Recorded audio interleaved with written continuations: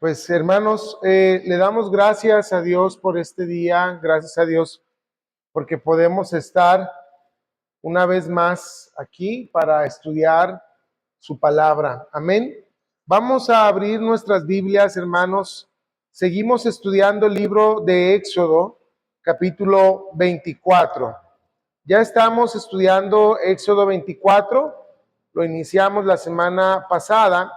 Y en el libro de Éxodo capítulo 24 se nos describen varias cosas. La semana pasada hablábamos de cómo Dios en el monte Sinaí les dio al pueblo de Israel, les dio su palabra escrita. Ya habían escuchado ellos durante el trayecto del desierto, durante el trayecto desde que fueron liberados hasta ese momento que estaban ahí en el Sinaí, pues habían escuchado la palabra de Dios a través de Moisés. Pero ahora esta palabra les era dada de manera escrita, como un testimonio, pero también como un recordatorio de los mandamientos, de los estatutos, de las reglas que Dios daba hacia su pueblo.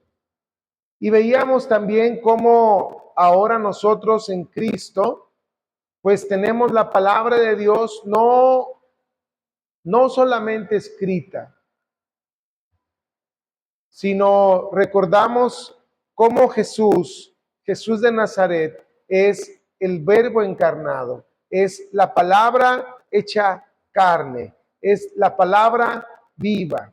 Y por eso cuando tú y yo, hermano, leemos las palabras de Dios que están aquí escritas, no son como las palabras de cualquier otro libro, son palabras vivas, porque son un testimonio de vida y de salvación en Cristo Jesús.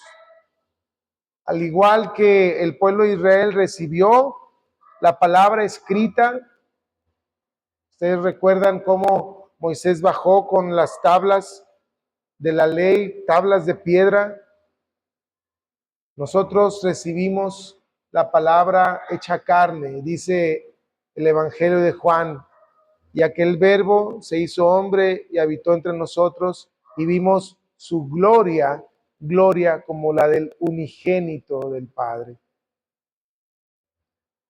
Vemos entonces que además de que les fue dada la palabra, ocurrió otro hecho que también es significativo y es trascendente aún hoy para nosotros. Vamos a ir a Éxodo 24. Vamos a leer los versos del 5 al 6. Amén. Versos del 5 al 8. Amén. Dice la palabra del Señor: y envió jóvenes de los hijos de Israel, los cuales ofrecieron holocaustos y becerros como sacrificios de paz a Jehová. Y Moisés tomó la mitad de la sangre y la puso en tazones y esparció la otra mitad de la sangre sobre el altar. Y tomó el libro del pacto y lo leyó a oídos del pueblo, el cual dijo: haremos todas las cosas que Jehová ha dicho y obedeceremos. Entonces Moisés tomó la sangre y roció sobre el pueblo y dijo: he aquí la sangre del pacto que Jehová ha hecho con vosotros sobre todas estas cosas. Amén. Hermanos, el otro suceso importante que ocurrió entre Dios y el pueblo de Israel en este monte llamado el monte Sinaí fue que Dios hizo un pacto con su pueblo. Pero en este orden, primero les fue dada la palabra y después el pacto. Primero la palabra y después el pacto. ¿Esto qué quiere decir? Que el pacto que Dios hizo sobre su pueblo, con su pueblo, tiene fundamento ¿en qué? En la palabra de Dios. El fundamento del pacto es la palabra de Dios, dada a su pueblo. Ahora, cuando nosotros hablamos de pacto, ¿qué entendemos por pacto? ¿Qué nos dice esta palabra? Pues pacto es un trato, es un convenio, es un acuerdo de por lo menos dos partes. Pacto es entonces un acuerdo, un convenio, un trato que hay entre dos partes. En este caso, entre Dios y su pueblo, con el fundamento de su palabra. ¿Y cómo se selló este pacto? Hoy en día, por ejemplo, cuando nosotros nos casamos ante la ley civil, vamos al registro civil y un juez da fe y certifica que dos personas, un hombre y una mujer, desean contraer matrimonio, da fe de la legalidad de ese convenio, de ese contrato. ¿Y cómo se sella ese pacto? Firmando. Pues en este caso la firma para sellar el pacto tiene que ver con la sangre. Dice aquí de sacrificios de paz. Ofrecieron holocaustos y becerros como sacrificio de paz. Y esa sangre, producto de esos sacrificios, fue rociada,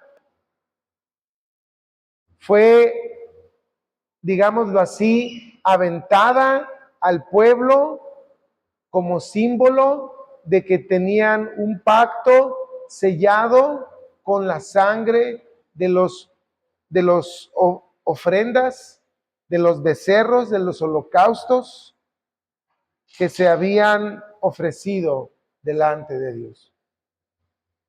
Ahora, es muy importante, hermano, que nosotros identifiquemos que el pacto que Dios celebra con su pueblo no lo celebra en el sentido de que Dios tenga que empeñar su palabra para que le crean que Él va a cumplir todas las promesas que Dios le ha dado a su pueblo. Es decir, Dios no nos necesita garantizar nada, porque Él no miente. Yo como persona, cuando hago una promesa, por ejemplo, pues sí tengo que de alguna forma llegar a un asunto decíamos, de firmar. Si yo solicito un crédito, pues el crédito me lo otorgan, pero no me lo dan así a la palabra, ¿verdad?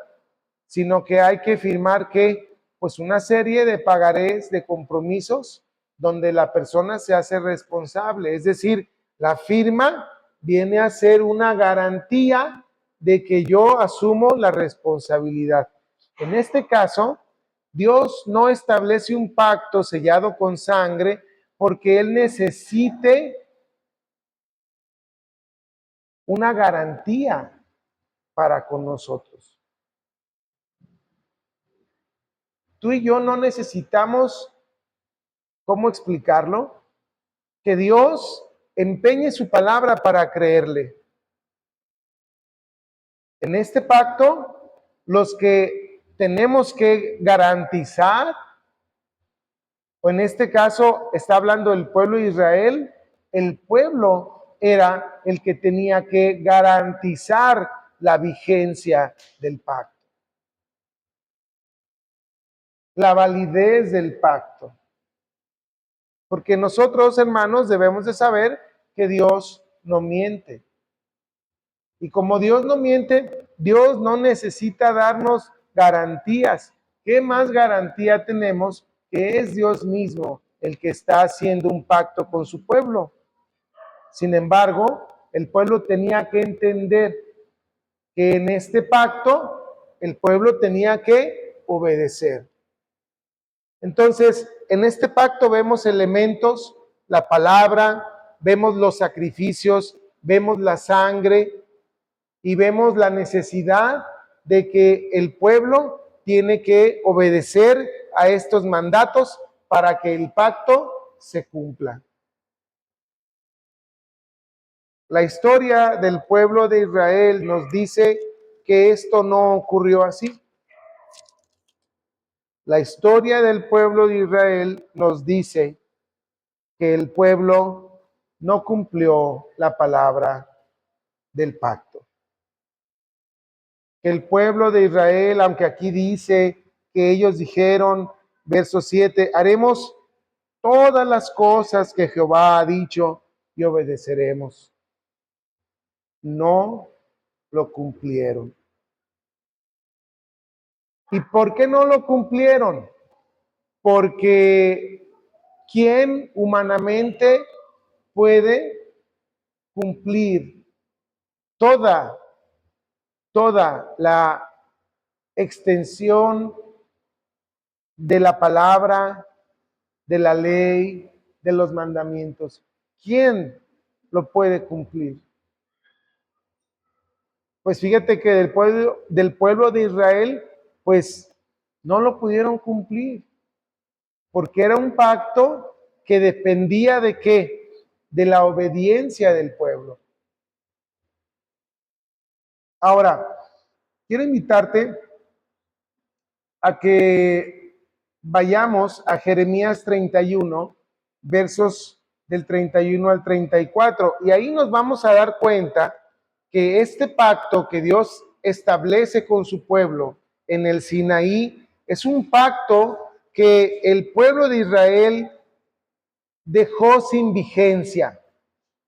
Como no lo cumplieron, este pacto entonces dejó de tener valor.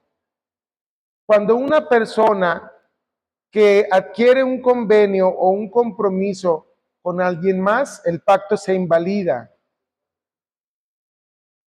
Por ejemplo, cuando tú tienes una deuda y tú te comprometes y dices, voy a pagar esa deuda en abonos de tal cantidad durante tanto tiempo.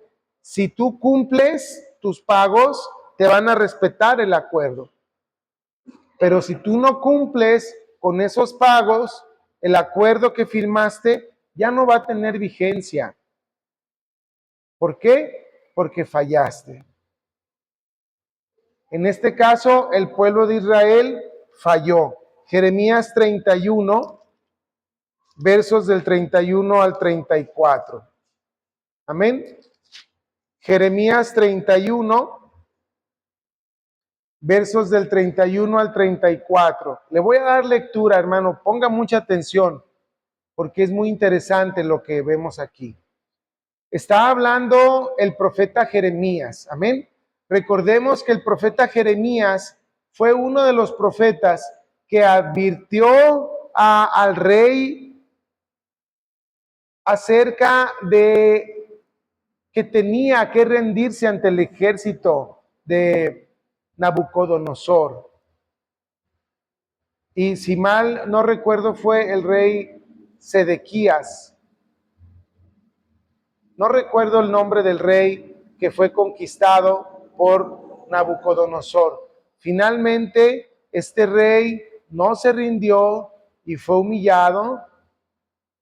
Jeremías era el que estaba advirtiendo acerca de todas estas cosas. Entonces, el profeta Jeremías aquí nos está hablando, le está hablando al pueblo de Israel. Escucha, hermano, dice la palabra. He aquí vienen días, dice Jehová, en los cuales haré nuevo pacto con la casa de Israel y con la casa de Judá. Escucha, no como el pacto que hice con sus padres el día que tomé su mano para sacarlos de la tierra de Egipto. Está hablando de lo que tú y yo ahorita acabamos de leer en Éxodo 24, ¿de acuerdo? Este pacto, dice aquí el Señor a través del profeta Jeremías, dice, este nuevo pacto que yo voy a hacer no es como el pacto que yo hice con ellos en el monte Sinaí. No es igual. Veamos por qué. Porque ellos invalidaron mi pacto. ¿Quiénes son ellos? El pueblo de Israel. Ahora, observa. aunque fui yo un marido para ellos, dice Jehová. Miren, es muy común que Dios usa la analogía del matrimonio para hacernos ver la clase de relación que Dios quiere tener con su pueblo. Dice el profeta Jeremías, no cumplieron el pacto, aunque Dios fue como un marido para ti, aunque Dios fue como un esposo para ti. No cumplieron el pacto. ¿Y qué hace un esposo por su esposa? ¿O qué se supone que tiene que hacer un esposo por su esposa? Lo primero es amarla, respetarla, serle fiel, cuidarla, sustentarla, alimentarla, protegerla a ella y a su familia, ¿cierto? Pues eso es lo que Dios hizo por su pueblo. Lo sustentó, primero lo liberó, lo dignificó, lo hizo un pueblo, lo cuidó, lo llevó a una tierra donde había abundancia, les proveyó, les cuidó, los fortaleció. ¿Y qué hizo el pueblo? Invalidó el pacto. En otros pasajes de la Escritura, Dios usa, en el caso del matrimonio, ¿qué pasa cuando un matrimonio se invalida? Es porque hubo ¿qué? Adulterio, es porque hubo ¿qué? Infidelidad. Y entonces Dios muchas veces señala a Israel, señala a su pueblo como un pueblo que fue infiel, que fue con otros dioses. Incluso usa palabras fuertes como fornicó con otros dioses. Cuando fornicabas en tus altares, y no es que tuvieran ahí un acto sexual en los altares, no, sino que el hecho de que el pueblo fuera y quemara incienso a imágenes de Acera, a Baal, representaba un acto de infidelidad, como cuando en el matrimonio un hombre o una mujer le es infiel a su cónyuge. Es muy interesante cómo Dios usa la figura del matrimonio para hacernos entender la clase de relación que Él quiere tener con nosotros. Pero fíjate, a pesar de eso, Dios no se rinde. No es como tú y yo, ¿verdad? Estás tú en una relación, incluso a veces en el noviazgo se da. Estás tú en una relación en el noviazgo, estás tú en una relación amorosa, estás en el matrimonio y resulta que te das cuenta que tu marido o que tu mujer te es infiel. Es tan duro para la carne que hay quienes no lo soportan.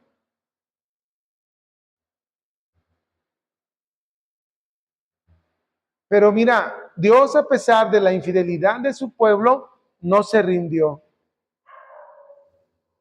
Aunque Dios sabe que su pueblo le fue infiel, Dios no se rindió. ¿Por qué? Ve lo que dice, verso 33. Pero este es el pacto que haré con la casa de Israel después de aquellos días, dice Jehová.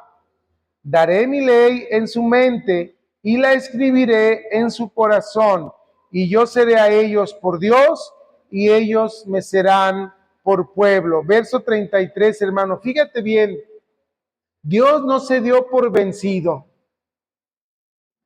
Hermano, dale gloria al Señor, que Dios no se da por vencido. Dios no se da por vencido contigo ni conmigo, a pesar de que sabe que no somos perfectos, a pesar de que sabe que le hemos sido infieles. Fíjate, Dios no se rinde. Dios insiste una y otra vez en ser parte de nuestra vida, en mantener una relación, una comunión como la de un esposo con su esposa, así de cerca, así de íntima. Así es la relación que Dios quiere tener contigo y conmigo. No es que cambie de pueblo, fíjate bien. No es como el hombre que se divorcia y dice, pues esta mujer me fue infiel, la que sigue, y agarra a otra y se casa con otra. No, Dios no está haciendo eso aquí. Dios no está eligiendo a otro pueblo, sino Dios dice, no, voy a hacer otro pacto, pero este pacto es diferente, porque voy a poner mi ley y mi palabra en sus corazones. Ya no va a ser con fundamento en una palabra de manera externa al hombre, sino ahora el fundamento va a ser la palabra, sí, pero en el corazón del hombre. ¿Por qué? Porque, hermano, Dios sabe que el corazón del hombre, fíjate, este es un tema muy interesante, hermano. Dios sabe que del corazón del hombre surgen todas las situaciones pecaminosas. A ver, otra vez. Dios sabe que del corazón del hombre, como lo dice el Señor Jesucristo, salen ¿qué? Los malos pensamientos, los hurtos, las blasfemias, los adulterios, las fornicaciones, los malos deseos, las malas palabras. ¿De dónde salen? Del corazón. Del corazón del hombre. ¿Por qué? Porque lo que está mal en el hombre es su corazón, es su interior. El pecado, hermano, no es algo que esté flotando en el aire. No es algo que tú puedas evitar aislándote. Mira, en los primeros siglos del cristianismo hubo un movimiento llamado monástico.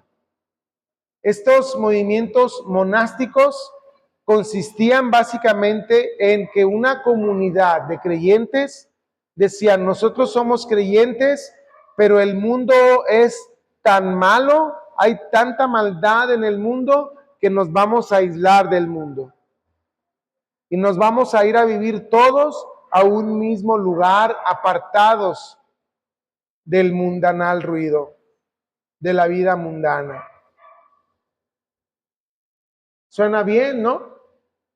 Dices, viviendo con puros hermanos, puras hermanas, gente que cree en lo mismo que tú crees, una gran familia, todos compartiendo juntos. Amén, gloria a Dios. Pero ¿qué crees que pasó después? Pues ese tipo de esquemas de vida, ese tipo de comunidades monásticas se corrompieron. Luego dijeron, bueno, para que funcione, los hombres deben de estar separados de las mujeres y las mujeres separados de los hombres. Y entonces a los hombres se les llamó monjes y a las mujeres se les llamó monjas. ¿Y funcionó? Pues no. ¿Por qué? Porque aunque el monje viviera prácticamente como encarcelado en una celda, sus habitaciones le llamaban celdas, imagínense. Aún así, el hombre, su corazón, dice la escritura que es un corazón ¿qué? Engañoso.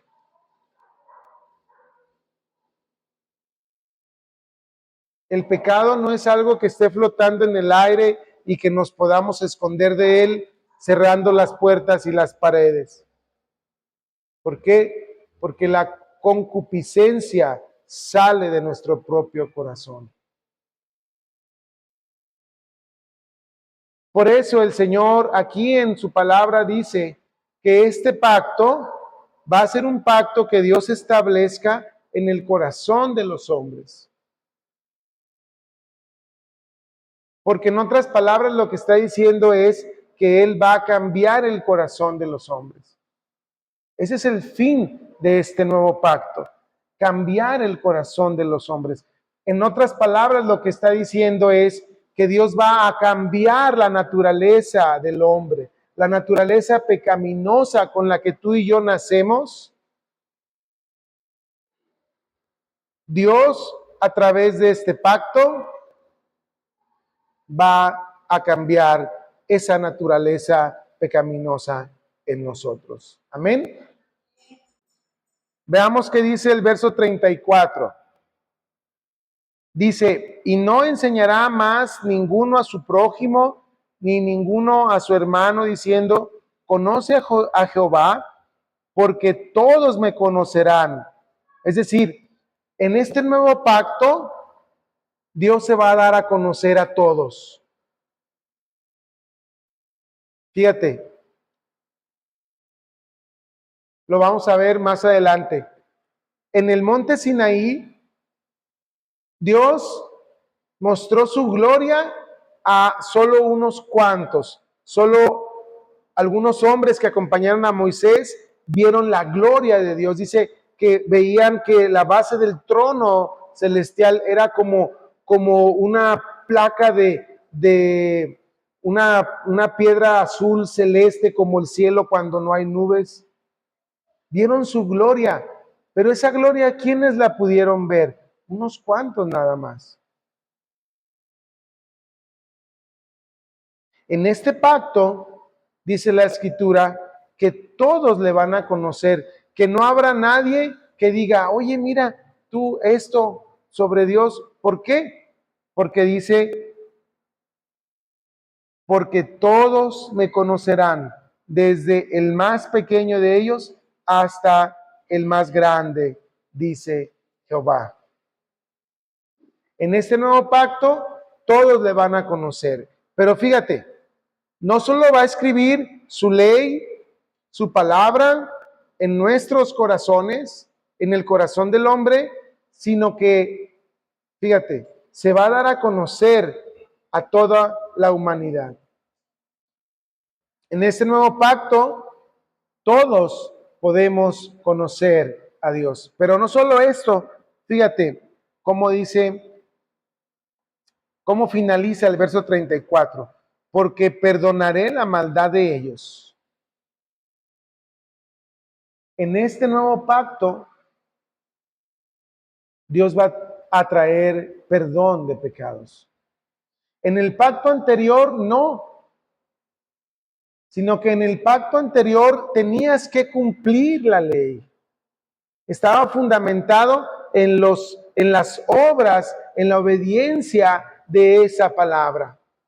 Y eso para el hombre, para ti y para mí, hermano, es imposible. No estoy justificando ninguna condición de pecado tuya ni ninguna condición de pecado mía. El pecado está mal en el pacto anterior o en el nuevo pacto. Ese no es el punto. Lo que está diciendo aquí es que Dios va a traer perdón de pecados en este nuevo pacto. Ahora, tú dirás, ¿cómo puede operar Dios un pacto con estas condiciones?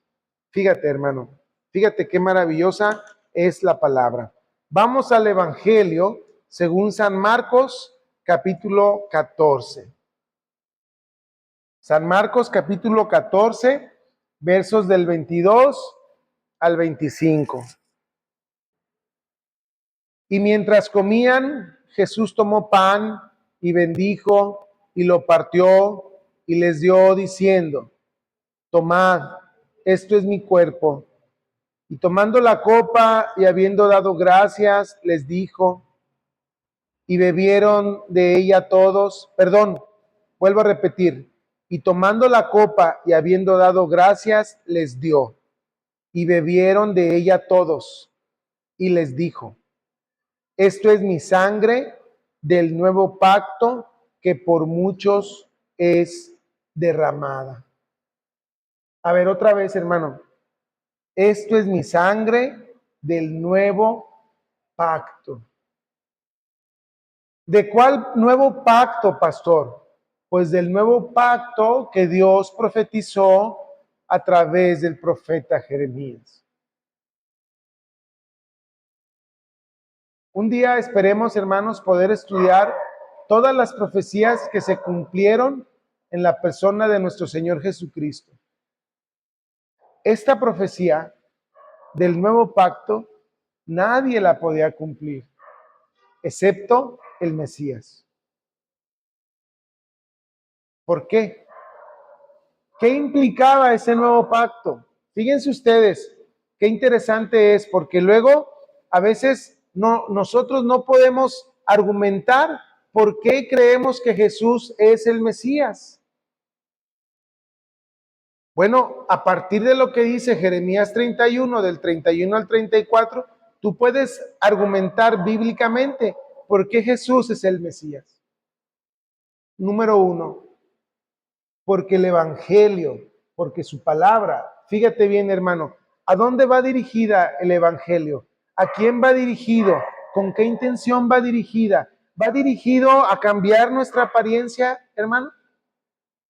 El Señor predica para que tú y yo nos vistamos mejor, por ejemplo, o que seamos mejores personas en el sentido de la apariencia, para que vivamos en una casa mejor, para que tengamos un calzado mejor, para que tengamos una habla mejor, o para que tengamos un ingreso mejor. Para eso predicó el Señor Jesucristo, para eso nos trajo su palabra, su evangelio, para eso es el evangelio, hermano, para como discursos motivacionales eran los mensajes de nuestro Señor Jesucristo. ¿Tú ves en el Evangelio un mensaje motivacional de superación personal en el Evangelio, hermano? No. El mensaje del Evangelio va como una flecha, como una lanza, como una espada, dice la Escritura en Hebreos, que la palabra de Dios es como una espada que penetra hasta dónde, hermano, hasta lo profundo del corazón, que atraviesa lo más profundo de nuestro ser. El Evangelio, cuando el Señor Jesús predica, tú lo puedes ver ahí, hermano, en la palabra del Señor Jesús no va a perfeccionar nuestras vidas de manera exterior.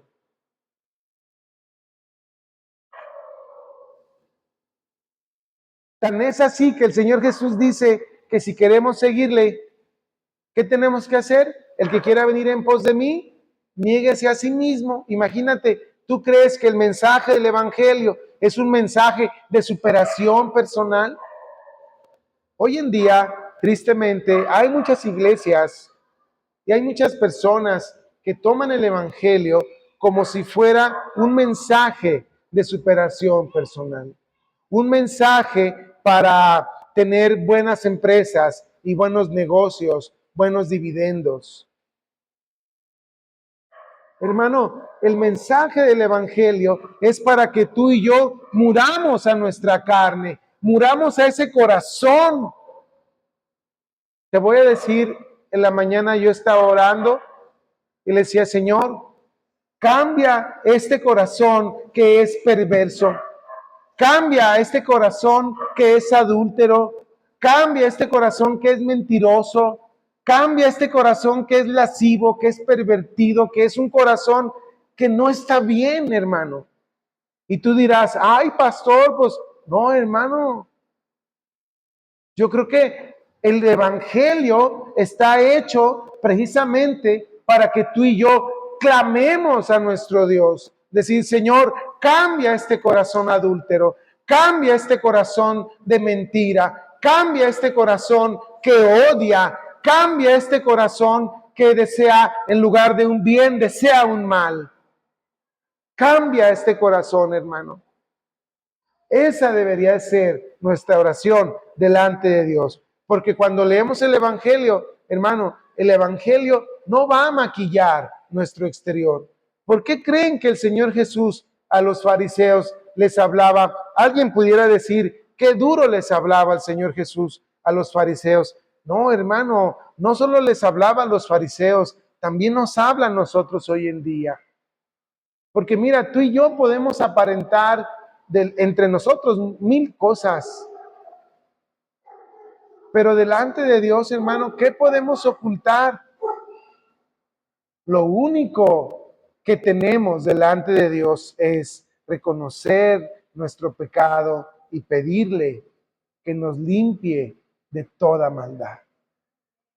Pero no podemos presentarnos delante de Dios como si fuéramos hombres o mujeres íntegros, limpios, perfectos.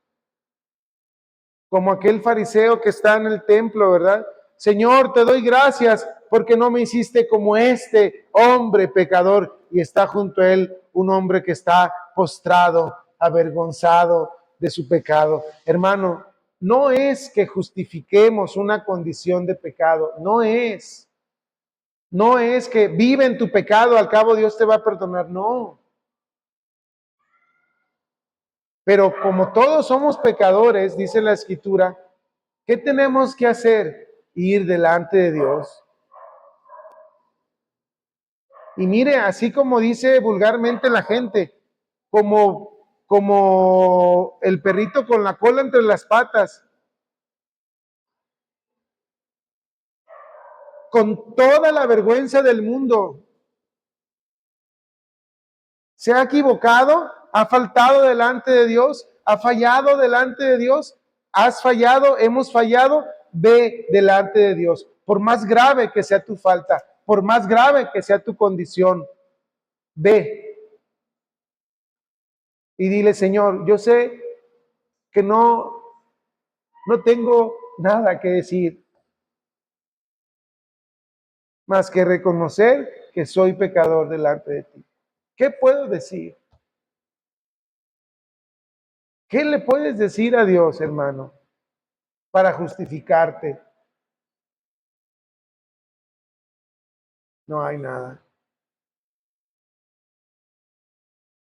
Con toda la vergüenza del mundo, vaya delante de Dios y preséntese.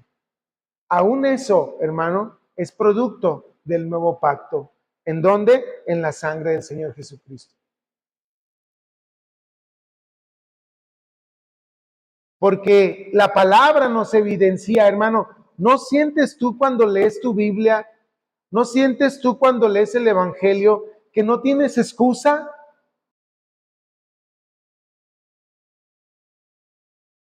En el Evangelio para su pecado. Es que mira, aquí dice que, no. ¿Dónde hay una excusa para tu pecado, para mi pecado? ¿Dónde? En el Evangelio. No, hermano. El Evangelio nos deja sin excusas. ¿Y la solución cuál es? Ir delante del Padre Celestial, como el Hijo pródigo. Padre, he pecado contra el cielo y contra ti. No merezco. Así como Él, tú y yo no lo merecemos, pero ¿qué crees? Lo necesitamos. Porque sin su amor, sin su misericordia, sin su perdón, estamos perdidos. Entonces, Señor, cambia mi corazón. Entonces, esto es posible, ¿por qué? Por la sangre de Cristo. Fíjate, en el antiguo pacto es que Dios usa los patrones de manera muy similar.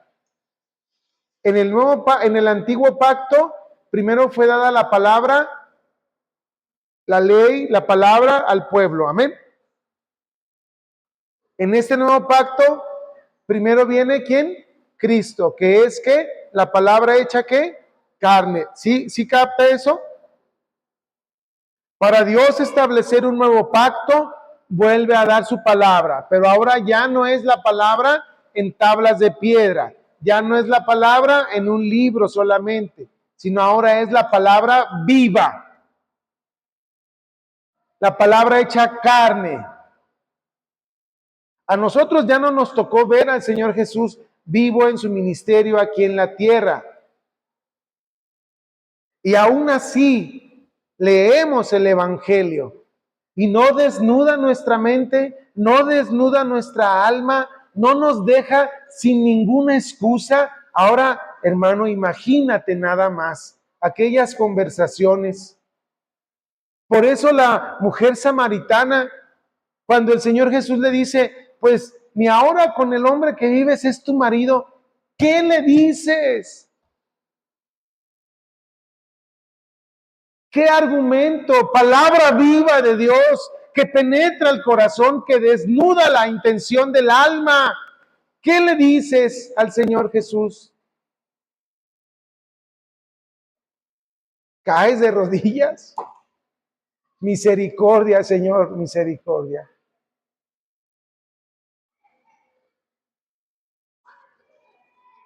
Se cumple la intención del nuevo pacto. ¿Por qué? Porque ya no es una palabra ajena, sino es una palabra hecha carne, viva, que te habla, que me habla. Mira, cuando yo me convertí a Cristo, iba a la iglesia, yo no conocía a nadie allá, a nadie absolutamente en esa iglesia. Durante los 3, 4 meses que estuve yendo a la iglesia allá en Estados Unidos, en Milwaukee, todas las predicaciones, todas hablaban de mi vida. Como decimos a veces vulgarmente, eran pedradas directas para mí. Me caía el 20, todas las predicaciones. Y nadie me conocía, nadie sabía mi historia, nadie sabía mi vida. Pues te equivocas porque Dios sí sabe tu historia, porque Dios sí sabe tu vida. Y es la palabra viva que se expone, que se habla en la iglesia, que se predica en la iglesia. A eso se refiere el Señor cuando dice que dará su palabra en el corazón del hombre. Amén. Ahora, así como Moisés hizo sacrificios y con la sangre de esos sacrificios, vamos a decirlo, la derramó sobre el pueblo, la roció sobre el pueblo para sellar ese pacto. Fíjate, el Señor Jesús dice, tomando la copa, cenando el Señor Jesús con sus discípulos en la Pascua, en la celebración de los panes sin levadura, el Señor Jesús toma una copa de vino y dice, esta copa representa la sangre, mi sangre del nuevo pacto. Las palabras de Jeremías se estaban cumpliendo ahí. El nuevo pacto. El Señor Jesús vino a hacer un nuevo pacto que traería ¿qué? La palabra de Dios a nuestro corazón.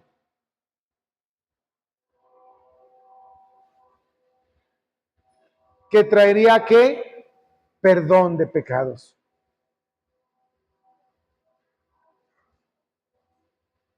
Ahora, lo interesante de este nuevo pacto es de que ya no depende de lo que tú y yo hagamos. Fíjate, este pacto es tan poderoso que no depende de lo que tú hagas o yo haga o no hagamos. En todo caso, fíjate hermano, es un pacto que no se puede invalidar. ¿Podrás entrar o no podrás entrar? Pero ese pacto es indestructible y es inquebrantable. ¿Por qué? Porque no depende de tus obras, porque no depende de mis obras, ni siquiera depende de mi obediencia, ni siquiera depende de lo que yo pueda hacer. ¿De qué depende entonces este nuevo pacto? De la sangre de Cristo, de la obra de Cristo en la cruz del Calvario. De eso depende ese pacto.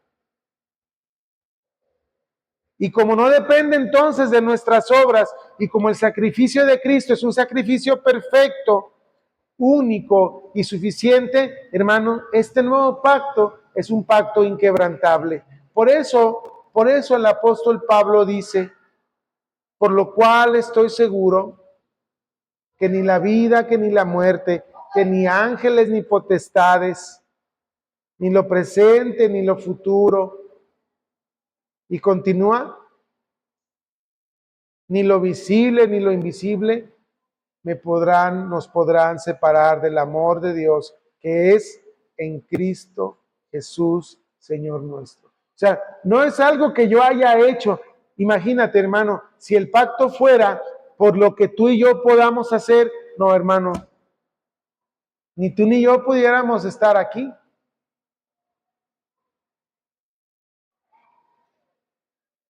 Porque ni aún nuestras mejores obras son dignas de absolutamente nada delante de Dios. Por eso este pacto es inquebrantable. Por eso este pacto nunca va a dejar de ser. Los que entramos en este nuevo pacto, no entramos por nuestras buenas obras. No entramos porque seamos buenos. No entramos porque seamos perfectos. No entramos porque lo merezcamos, sino entramos por todo lo contrario a lo que mencioné.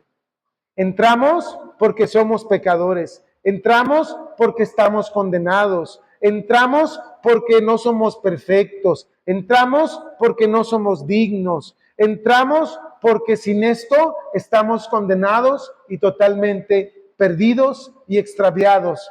Como dice el apóstol Pablo en Efesios 2, vivimos sin esperanza y sin Dios en el mundo. Y eso, hermano, y eso es terrible.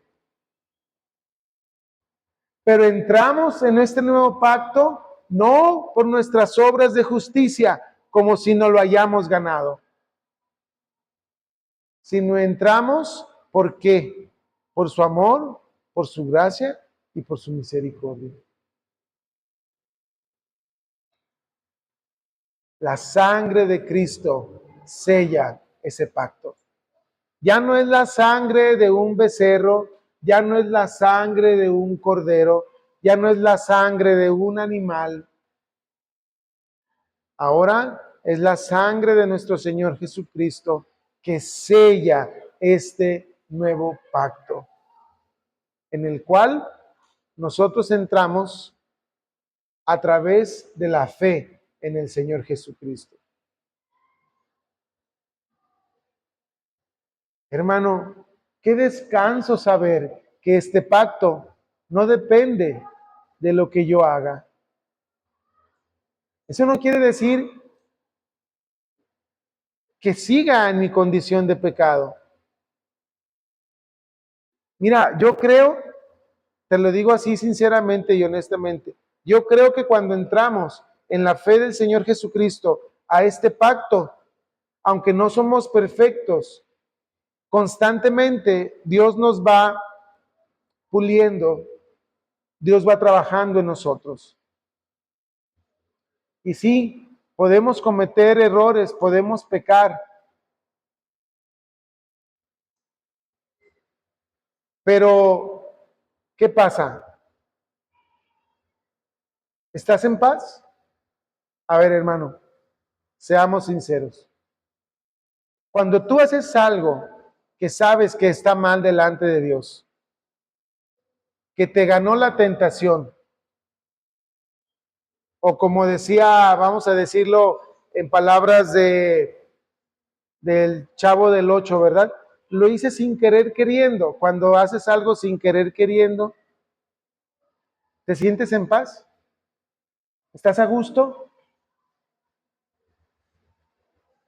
No es algo que te revuelve el interior y que no puedes. Y a lo mejor nadie sabe. Es un asunto entre tú y Dios. Y sientes que te quema la garganta y que te asfixia. Y que a lo mejor, fíjate, que a lo mejor a los ojos del mundo es algo que te dice, y por eso estás así. Eso no es nada. No, claro que no. Claro que para ti no es nada. Tú no estás en este pacto. La ley, la palabra no está en tu corazón. Por eso no es nada. Para ti no es nada. Pero para mí, que la palabra está en mi corazón, esto, aún pequeño a los ojos del mundo, eso para mí me quema mis adentros, porque lastima. No es ninguna justificación, pero aún en esta condición de estar en el nuevo pacto, hasta estas cosas pequeñas para el mundo, para nosotros son cosas que no nos dejan en paz. Escribí algo que no tenía que escribir, dije algo que no tenía que decir y le hice a alguien algo que no tenía que hacerlo. Y a lo mejor la otra persona, mira, hermano, pero tú delante de Dios. Y no necesitas que alguien te lo diga. ¿Por qué no? Porque la palabra está ¿dónde? ¿Dónde está la palabra? En tu corazón.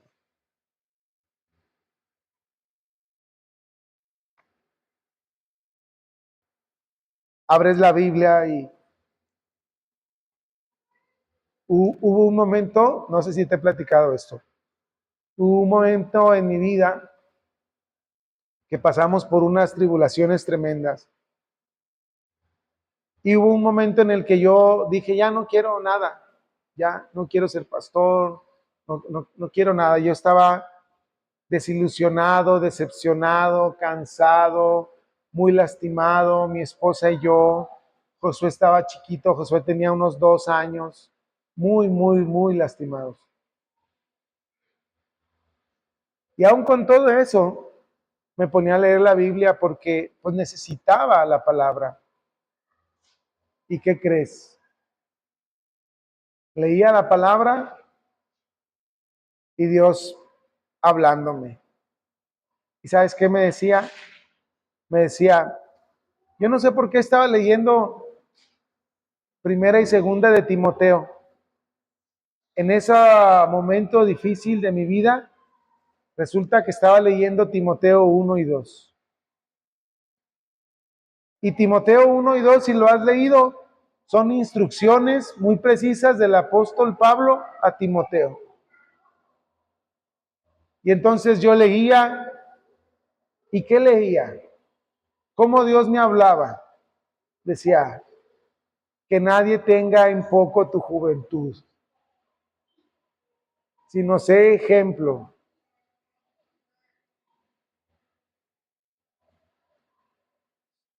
Predica el evangelio, exhorta,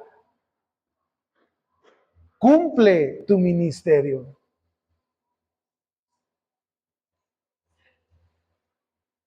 Bueno, a lo mejor para ti hoy esas palabras pues no representan a lo mejor mucho, pero imagínate cuando tú estás delante de Dios que ya no quieres saber nada y lejos de que el Señor te deseche y te diga, ándale pues ya vete. Te dice el Señor, no, ¿cuál te vas ni qué te vas? Cumple tu ministerio.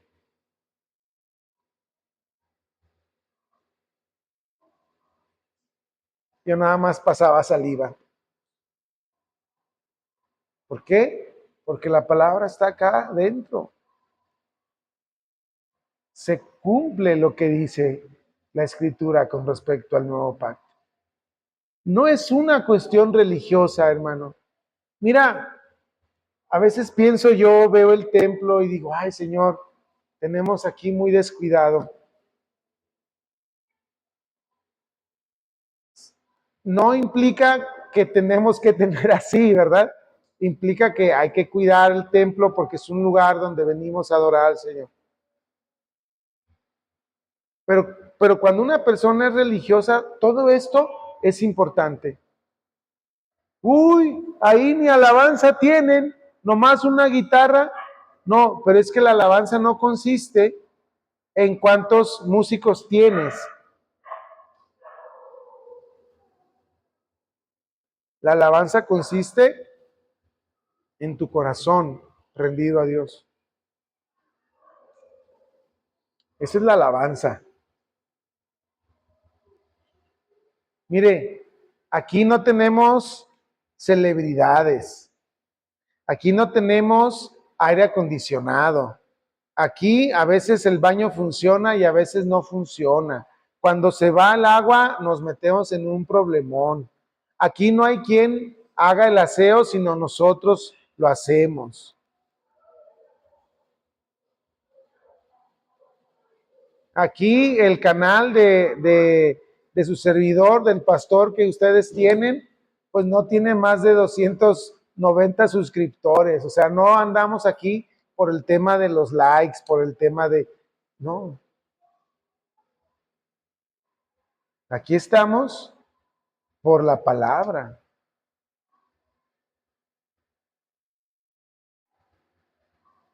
Yo a veces escucho personas de otras iglesias diciendo, es que debemos de regresar a la iglesia primitiva. Y yo les digo, vengan a mi iglesia.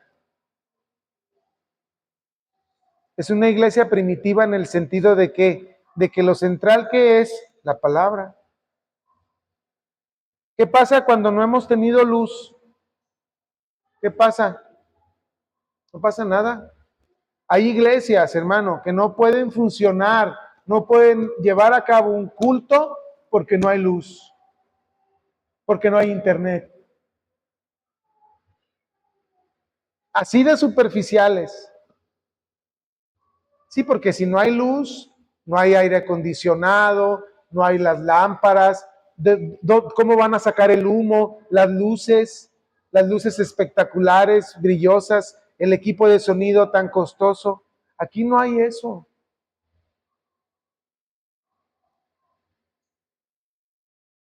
No quiero decir que quien lo tiene está mal, no.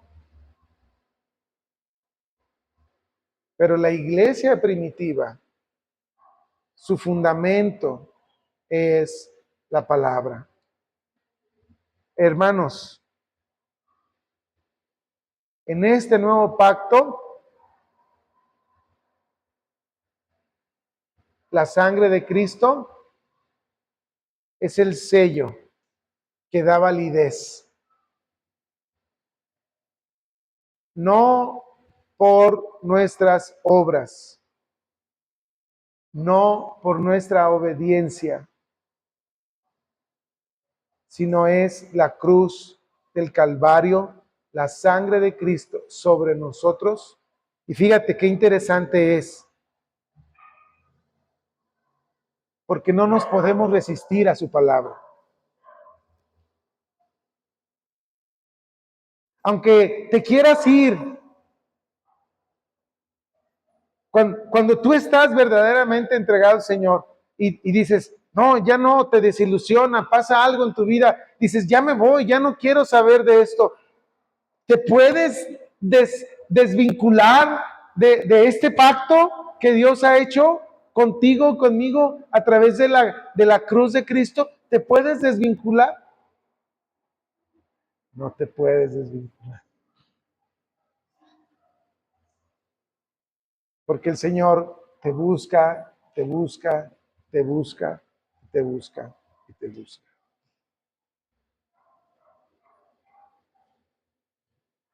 Podrás cambiarte de ciudad, podrás irte a otro país. Y el Señor no te va a dejar.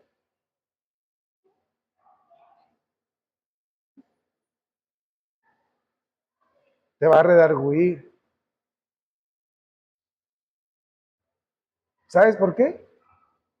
Porque no se da por vencido.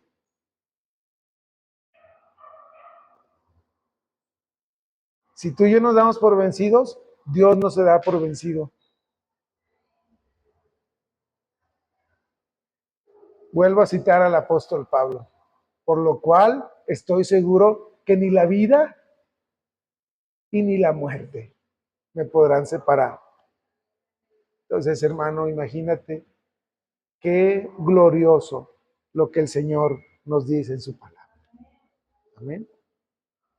No depende de ti, no depende de mí. Gloria al Señor. Descansemos en lo que el Señor. Fíjate la obra de la cruz tan grande, tan majestuosa, que nos quita ese peso a nosotros. y recae en el Señor Jesucristo. Por eso vayamos al Señor Jesús. ¿Hay algo en tu vida atorado que, hermano, ve al Señor Jesús? Es que, ¿cómo voy a ir yo delante de Dios? Hermano, ¿quién soy yo? ¿Quién somos nosotros? Pero el Señor te espera, el Señor te llama, el Señor te ama. Amén.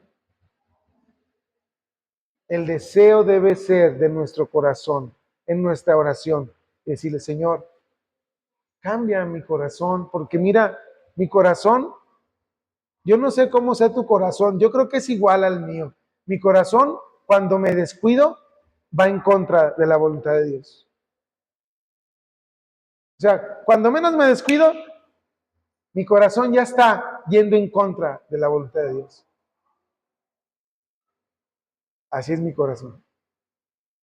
Pero entonces yo le pido, Señor, cambia mi corazón. ¿Para qué? Para que mi corazón haga lo que tú quieres. Para que mi corazón sea obediente a ti. Para que mi corazón te agrade a ti. Amén. Que esa sea nuestra oración, hermano. Nos ponemos de pie.